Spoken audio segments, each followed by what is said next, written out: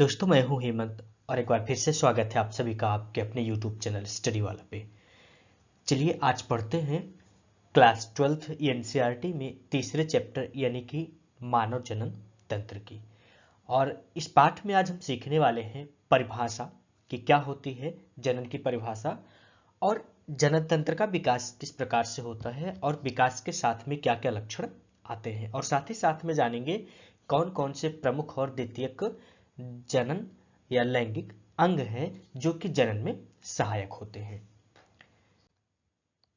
तो देखिए, जो मानव है, मानव जनन तंत्र की यदि बात करें तो मानव एक लिंगी यानी कि यूनिसेक्सुअल प्राणी है, अर्थात नर और मादा लिंग अलग अलग जीवों में पाए जाते हैं। इतने का क्या मतलब होता है? देखो, जो ह्यूमन बींग्स है यानी कि जो मनुष्य है, ये मनुष्य एक लिंग यानी कि एक पुरुष होता है तो उसमें नर के जनन अंग पाए जाते हैं, एक मादा यानी कि स्त्री होती है उसमें स्त्री के जनन अंग पाए जाते हैं। तो इसीलिए ये जो मानव होता है ये यूनिसेक्सुअल कहा जाता है यानी कि एक लिंगी कहा जाता है, एक ही लिंग होता है। जब हम फर्स्ट चैप्टर पढ़ रहे थे यानी कि पहला पाठ पढ़ रहे थे तो उसमें हमने देखा था एक लिंगी और द्विलिंगी प्राणी को। अगर आपने उस वीडियो को नहीं देखा तो जरूर देखिएगा। अब आगे देखते हैं क्या कहते हैं कि जो जीव केवल शुक्राणु उत्पन्न कर सकते हैं उन्हें नर कहते हैं। ठीक है, अभी मैं जब भी नर की बात करूंगा तो आप समझिएगा कि हमें पुरुष की बात कर रहा हूं। चूंकि विज्ञान है तो विज्ञान में इसके शब्दावली के साथ में चलेंगे तो ज्यादा अच्छा लगेगा। ठीक है, तो जो जीव केवल शुक्राणु उत्पन्न करते हैं उन्हें नर कहते हैं, और जिन जीवों में केवल अंडाणु की उत्पत्ति होती है उन्हें मादा कहते हैं। सर जी, क्या आप कहना चाहते हो? देखो, शुक्राणु एक तरीके से एक कोशिका है जिसकी उत्पत्ति नर यानी कि पुरुष के द्वारा होती है। ठीक वैसे ही जो अंडाणु है ये भी एक कोशिका है जिसका कि जो उत्पादन होता है वह मादा में होता है यानी कि स्त्रियों में होता है। मानव में प्रजनन तंत्र अन्य जंतुओं की अपेक्षा बहुत अधिक विकसित और जटिल होता है। मानव में अंडे का निषेचन यानी कि फर्टिलाइजेशन फैलोपियन ट्यूब या फैलोपियन नलिका में होती है, तथा भ्रूण का विकास यानी कि एम्ब्रॉयक डेवलपमेंट गर्भाशय यानी कि यूटेरस में होता है। ये फैलोपियन ट्यूब क्या होती है या यूटेरस क्या होता है जानेंगे, वीडियो में बने रहिएगा अंत तक। मानव जरायुज प्राणी अर्थात ये सीधे शिशु को जन्म देते हैं। इंपॉर्टेंट पॉइंट है, सर पूछा जा सकता है क्या कि मानव को जरायुज प्राणी क्यों कहते हैं? तो मानव को जरायुज प्राणी इसलिए कहते हैं क्योंकि ये सीधे बच्चे को जन्म देते हैं। मानव में जनन अंग, ठीक है, मानव में जनन अंग मादा में 12 से 13 वर्ष की उम्र में तथा नर में 15 से 18 वर्ष की उम्र में प्रायः क्रियाशील हो जाते हैं। क्रियाशील होने का मतलब कि ये एक्टिव हो जाते हैं, इनमें विकास होना शुरू हो जाता है जनन के लिए। लेकिन लैंगिक परिपक्वता 18 से 19 वर्ष की उम्र में पूर्ण होती है। अब बात को समझिएगा, देखो मादा में बात करें तो 12 से 13 वर्ष की उम्र में जो जनन अंग होते हैं या प्रजनन अंग होते हैं उनका धीरे धीरे विकास होना शुरू हो जाता है, लेकिन यह पूरी तरीके से परिपक्व यानी कि पूरी तरीके से इनका विकास हो जाता है 18 से 19 वर्ष की उम्र में। इसके पहले ये अपने विकासशील क्रिया में होते यानी कि ये धीरे धीरे विकास कर रहे होते हैं। इस उम्र में मनुष्यों की संवेदनाएं एवं उसके बौद्धिक एवं मानसिक स्तर में परिवर्तन आ जाता है। कब? देखो, जब ये शुरुआत होता है 12 से 13 वर्ष की उम्र होती है, या लड़कों में बात करें या नर में बात करें तो 15 से जो 18 वर्ष की उम्र होती है, इस उम्र में हमारे जो बौद्धिक क्षमता होती है वो थोड़ा सा कमजोर होती है। हमको बात बात पे गुस्सा आना शुरू हो जाता है, दूसरों की बातें अच्छी नहीं लगती, जो हम समझते हैं जो हम मानते हैं वही अच्छी लगती है। लेकिन जब 18 से 19 वर्ष की उम्र पूरी हो जाती है, 20 वर्ष की उम्र पूरी हो जाती है, तो जो फीलिंग्स यानी कि जो संवेदनाएं होती हैं, जो बौद्धिक एवं मानसिक स्तर होता है उसमें परिवर्तन आ जाता है, सोचने समझने की शक्ति विकसित हो जाती है। अब यदि आगे पढ़े तो आगे प्रजनन अंग भी कुछ हार्मोन्स का स्राव यानी कि सिक्रेशन करते हैं जो शरीर में अनेक प्रकार के परिवर्तन लाते हैं। देखो, जो हमारा शरीर है, शरीर में ज्यादातर जो भी क्रियाएं होती हैं वो हार्मोन्स के ऊपर डिपेंड होती है, यानी कि शरीर में एक तरीके से जो केमिकल्स निकलता है जिसे कि हार्मोन्स कहा जाता है, वो हार्मोन्स प्रजनन अंग के जरिए भी निकलता है, जिससे कि शरीर में कुछ परिवर्तन आते हैं जिनमें प्रायः लड़कों में यौनारंभ के लक्षण कहे जाते हैं, यानी कि ये लड़कों में कुछ यौनारंभ के लक्षण होते हैं कि जब वो इस क्रिया में, यानी कि जो ये प्रजनन का विकास की क्रिया होती है उसमें ये होते हैं, तो उनमें कुछ लक्षण दिखाई देते हैं जिनसे ये जाना जा सकता है हाँ इनमें जो प्रजनन अंग है उनका विकास हो रहा है। जैसे फर्स्ट वन है आवाज का भारी होना, ये एक लक्षण है। दूसरा है दाढ़ी मूंछ का आ जाना, कांख या जनन अंग के आसपास बालों का आ जाना, कांख यानी कि हाथ के बगल का नीचे का स्थान, त्वचा का तैलीय होना। और वहीं यदि बात करें मादा में, तो मादा में कुछ इस तरीके से लक्षण होते हैं, देखने को मिलते हैं, जिनसे ये पता लगाया जा सकता है हाँ इनमें जो विकास का क्रम है वो धीरे धीरे चल रहा है। जिसमें फर्स्ट वन है स्तन यानी कि बच्चे का विकास या बढ़ना या आकार में आना, रजोधर्म यानी कि पीरियड्स का आना, और जननांगों के आसपास में बाल का उगना आदि। ये कुछ लक्षण होते हैं जिनसे ये समझा जा सकता है, यह पता किया जा सकता है कि हाँ इनमें जननांग या प्रजनन तंत्र जो है उनका विकास शुरू है। अब यौनारंभ से लैंगिक परिपक्वता तक आए परिवर्तनों के मूल में विभिन्न हार्मोन्स का स्रवण होता है। यानी कि देखो जब शुरुआत होती है कि प्रजनन अंग के विकास की, तो विकास से उनकी परिपक्वता तक, यानी कि पूरी तरीके से उनमें परिपक्वता आ जाए, मैच्योरिटी आ जाए, तब तक में विभिन्न प्रकार के हार्मोन्स का स्रवण होता है। जिनमें बात करें नर में, तो नर में टेस्टोस्टेरोन तथा मादा में एस्ट्रोजन एवं प्रोजेस्टेरॉन प्रमुख लिंग हार्मोन्स हैं। इन लिंग हार्मोन्स को पूछा जा सकता है एक नंबर में भी कि नर में कौन से हार्मोन्स का स्रवण होता है और मादा में कौन से हार्मोन्स का स्रवण होता है। तो आई होप कि इतनी बातें जो थी आपको समझ में आई होंगी। चलिए बढ़ते हैं आगे और देखते हैं कि नर प्रजनन तंत्र क्या होता है, यानी कि मेल रिप्रोडक्टिव सिस्टम क्या होता है। देखो जनन कोशिकाओं को उत्पादित करने वाले अंग एवं जनन कोशिकाओं को निषेचन के स्थान तक पहुंचाने वाले अंग संयुक्त रूप से नर प्रजनन तंत्र कहलाते हैं। मानव के नर प्रजनन तंत्र को प्राथमिक एवं द्वितीयक लैंगिक अंगों में विभाजित किया गया है। अब आपसे ये प्रश्न पूछा जा सकता है 2 नंबर में कि नर जनन तंत्र किसे कहते हैं, तो उसके लिए ये एक सिंपल सा उत्तर है कि जनन कोशिकाएं उत्पादित करने वाले अंग एवं जनन कोशिकाओं को निषेचन के स्थान तक पहुंचाने वाले अंग को संयुक्त रूप से नर जनन तंत्र कहते हैं। इनको 2 भागों में बांटा गया है, प्राथमिक और द्वितीयक। अब देख लेते हैं कि प्राथमिक लैंगिक अंग कौन कौन से हैं। प्राथमिक लैंगिक अंग वे होते हैं जो लैंगिक कोशिकाओं या युग्मकों का निर्माण करते हैं और साथ ही हार्मोन्स का स्रवण भी करते हैं। ध्यान से समझिएगा, ये वे अंग होते हैं जो लैंगिक कोशिकाओं का निर्माण करते हैं और या युग्मकों का निर्माण करते हैं और साथ ही साथ हार्मोन्स का भी स्रवण करते हैं। उदाहरण के लिए बात करें तो वृषण या टेस्टिस की या उदर गुहा के बाहर वृषण कोश में होता है और इसके 2 भाग होते हैं। प्रथम भाग शुक्राणु का निर्माण करता है और द्वितीय भाग अंतःस्रावी ग्रंथि के तौर पर टेस्टोस्टेरोन हार्मोन्स का स्रवण करता है। ये होते हैं हमारे प्राथमिक लैंगिक अंग। अब देख लेते हैं द्वितीयक लैंगिक अंग कौन कौन से होते हैं। तो प्राथमिक लैंगिक अंग के अलावा जो भी अंग जनन तंत्र में कार्य करते हैं उन्हें द्वितीयक लैंगिक अंग कहते हैं, जिसमें वृषण एवं वृषण कोश, अधिवृषण, शुक्रवाहिका, शुक्राशय, मूत्रमार्ग, शिशन और पुरुषता या प्रोस्टेट ग्रंथि, ये कुछ द्वितीयक लैंगिक अंग हैं जो कि नर में पाए जाते हैं। तो इनको जानते हैं डिटेल से कि इनमें क्या खासियत होती है और ये क्यों जरूरी होते हैं। तो देखो जो वृषण की बात करें, वृषण या वृषण कोश की बात करें, तो ये वृषण नर जनन ग्रंथियां जो कि अंडाकार होती हैं, इनकी संख्या 2 होती है। यह वृषण नर में पाया जाने वाला प्राथमिक जनन अंग है, जैसा कि भी हमने आपको समझाया। तो वृषण त्वचा से बनी एक थैली जैसी संरचना में स्थित होते हैं जो शरीर के बाहर रहती है।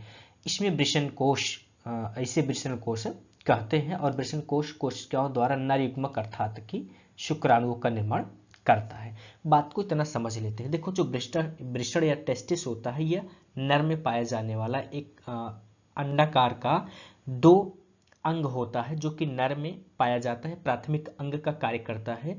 यह शरीर से बाहर वृषण कोश में लटका रहता है और इसका मुख्य कार्य होता है शुक्राणुओं का निर्माण करना, यानी कि स्पर्म का निर्माण करना। स्पर्म का उत्पादन के लिए आवश्यक ताप शरीर के ताप से कम होता है। यही कारण है कि वृषण उदर गुहा के बाहर वृषण कोणों में स्थित होते हैं। अब अगर ये आपसे पूछे कि ये जो वृषण कोश होते हैं शरीर से बाहर क्यों होते हैं, तो ऐसा इसलिए क्योंकि जो शरीर का तापमान होता है उस तापमान से कम तापमान पर ही शुक्राणुओं का निर्माण होता है। यदि उच्च तापमान पर जाते हैं तो शुक्राणुओं का निर्माण नहीं हो पाता है, शुक्राणु नष्ट हो सकते हैं, इसीलिए शरीर से बाहर होते हैं। एक औसत स्खलन में लगभग 1 चम्मच शुक्रस्राव, इट मीन्स कि near about 5 to 7 ml, 5 to 7 ml शुक्र यानी कि स्पर्म या सीमेन का स्राव होता है। इसमें शुक्राणुओं की संख्या 20 लाख से ये 120 है, यानी कि 20 से 120 लाख यानी कि 1 करोड़ 20 लाख तक होती है। और शुक्राणु की लंबाई 5 माइक्रोन होती है, 3 भाग में विभाजित रहता है, सिर, ग्रीवा और पुच्छ में।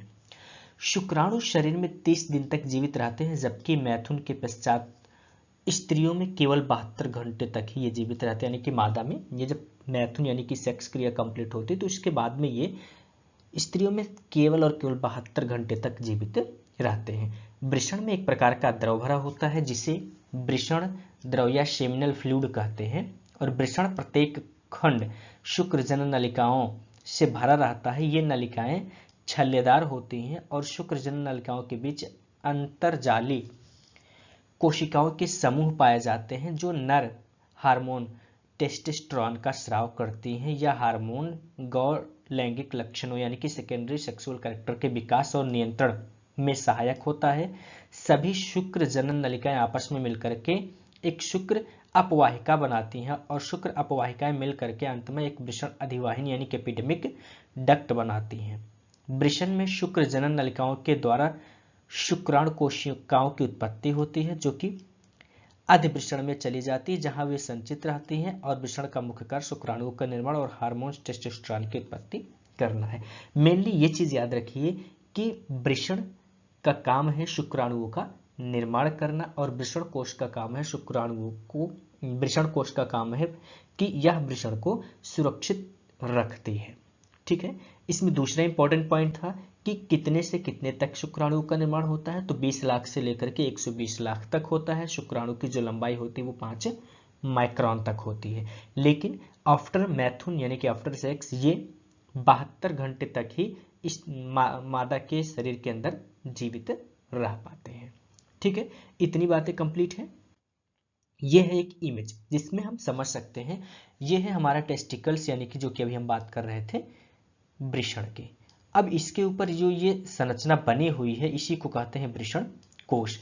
अब वृषण कोश से ये नलिका बनी हुई है जो कि अभी बात कर रहे थे शुक्र नलिका। यहाँ पे जाकर के ये नीचे इसी से जाकर के यहाँ पे स्टोर होता है जो हमारा सीमेन यानी कि शुक्राणु होता है।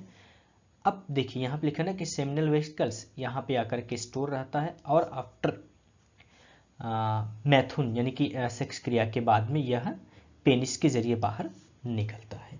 तो ये एक इमेज है ह्यूमन रिप्रोडक्टिव सिस्टम यानी मेल रिप्रोडक्टिव सिस्टम की, नर प्रजनन तंत्र की। अब बात कर लेते हैं कि अधिवृषण ये क्या होता है। ये एक 6 मीटर लंबी कुंडलित नलिका होती है जो प्रत्येक वृषण के पीछे स्थित होती है। ठीक, जैसे मान लेते हैं हाँ ये वृषण है तो इसके पीछे एक नलिका बनी होती है जो कि लगभग 6 मीटर लंबी होती है, और यह वृषण से अच्छी तरह जुड़ी रहती है, और इसका एक छोर वृषण से जुड़ा होता है तथा दूसरा छोर अधिवृषण में आगे बढ़कर के शुक्रवाहिका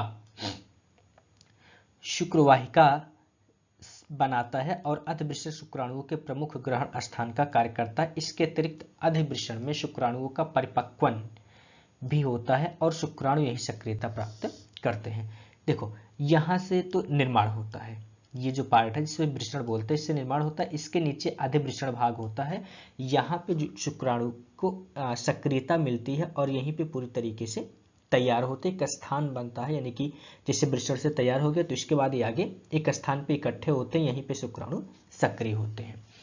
नेक्स्ट वन होती है शुक्रवाहिका। एक पतली नलिका होती है जिसमें भित्तियां मांसपेशियों से बनी होती है। यह अधिवृषण से शुक्राणु शुक्रवाहिका में पहुंचते हैं और शुक्रवाहिका अधिवृषण को शुक्राशय से जोड़ती है। अब देखो ये जो नली है ये ले जाकर के इसको कहाँ से जोड़ेगी, ये इसको जोड़ेगी शुक्राशय, यहाँ शुक्राशय में जोड़ती है और यहाँ शुक्राणु आगे की ओर बढ़ने का काम करते हैं। जब यहाँ से इस नलिका को कनेक्ट करते हैं यानी कि अधिवृषण से शुक्रवाहिका जुड़ती है तो वो शुक्राशय में ले जाकर के स्पर्म यानी कि शुक्राणु को छोड़ती है और यहीं से शुक्राणु आगे बढ़ने का कार्य करते हैं। शुक्राशय एक जोड़ी पतली पेशीयुक्त भित्तियों वाली रचना होती है। यह पाली युक्त संरचना होती है, प्रोस्टेट ग्रंथि के ऊपर स्थित होता है और दोनों ओर शुक्राशय से मिलकर के स्खलनी वाहिनी का निर्माण करता है। स्खलनी वाहिनी का निर्माण होने से शुक्राणु एक जो होता है एक चिपचिपा पदार्थ स्रावित करता है, जिससे कि पुरास्थ यानी कि प्रोस्टेट मूत्र मार्ग यानी कि यूरेथ्रा से मूत्राशय तक का संबंध रहता है। इससे क्या होता है कि जब यहाँ से शुरुआत होता है तो एक तरीके से एक हार्मोन्स यानी कि जो प्रोस्टेट होता है इससे एक हार्मोन्स निकलता है जो कि आगे चल करके क्षारी किस्म का होता है, आगे के मार्ग को साफ करता है जिसमें कि यूरेथ्रा या यूरिनरी ब्लडर आते हैं, इसको साफ करते हुए आगे तक जाता है। इसका आकार गोल सुपारी के जैसा होता है। दोनों प्रोस्टेट ग्रंथियां संयुक्त होकर के एक सामान्य पुरस्थ ग्रंथि यानी कि प्रोस्टेट ग्रंथि का निर्माण करती है। इसमें लगभग 2 दर्जन नलिकाएं होती है जो यूरेथ्रा यानी कि मूत्र मार्ग में खुलती हैं। ऐसे एक प्रकार का द्रव स्रावित होता है जिसे पुरस्थ द्रव कहते हैं। अभी देखो उसको समझाया ना, ये द्रव शुक्र को विशिष्ट गंध यानी कि एक स्मेल प्रदान करता है और इसे शुक्राशय द्रव के साथ में मिलकर मूत्र मार्ग तक पहुंचते हैं। तो इसका 2 काम होता है, एक विशिष्ट गंध प्रदान करता है, दूसरा ये स्टार्टिंग यानी कि स्पर्म के आगे चलता है ताकि मार्ग को क्षारी बनाता चले, जिससे कि शिश्न में या पेनिस में जलन ना हो और शुक्राणु सुरक्षित रूप से बाहर निकल सके। ठीक है, तो ये शुक्राशय और शुक्राशय के बाद में जो हमारी प्रोस्टेट ग्रंथि होती है उसका कार्य होता है। नेक्स्ट सबसे इंपॉर्टेंट जो अंग होता है वो होता है हमारा शिश्न या कि पेनिस। तो नर में संभोग करने वाला अंग होता है और शिश्न के माध्यम से ही शुक्राणु मादा के प्रजनन तंत्र में पहुंचते हैं और मूत्र मार्ग और मूत्राशय से आरंभ होकर के शिश्न से गुजर करके उसके ऊपरी भाग में खुलता है। इसमें अत्यधिक रक्त की आपूर्ति होती है जिससे कि स्ट्रेट यानी कि कड़ा होता है। साथ ही साथ इसकी पेशियां भी विशिष्ट प्रकार की होती है जो इसे कड़कपन प्रदान करती हैं। शुक्र या सीमेन शरीर से बाहर शिश्न के द्वारा ही निकलता है और मादा की योनि की वेजाइना के भीतर तक पहुंचता है। तो ये पूरी जो बात रही ये थी नर जनन तंत्र की यानी कि मेल रिप्रोडक्टिव सिस्टम की, जिसमें हमने इसके जो इम्पोर्टेंट अंग थे उनके बारे में जाना और उनसे संबंधित जानकारियों को ली। अब अगले वीडियो में हम जानेंगे मादा जनन तंत्र के बारे में, लेकिन यदि अभी तक आपने चैनल को सब्सक्राइब नहीं किया हुआ है तो चैनल को सब्सक्राइब कर लीजिएगा ताकि जैसे अगले वीडियो को मैं अपलोड करूं इसकी नोटिफिकेशन आप तक पहुंच जाए। वीडियो अच्छी लगी तो लाइक जरूर कीजिएगा और हाँ अपने फ्रेंड्स के बीच में शेयर करना ना भूलिएगा। मिलेंगे अगले वीडियो में, तब तक के लिए धन्यवाद।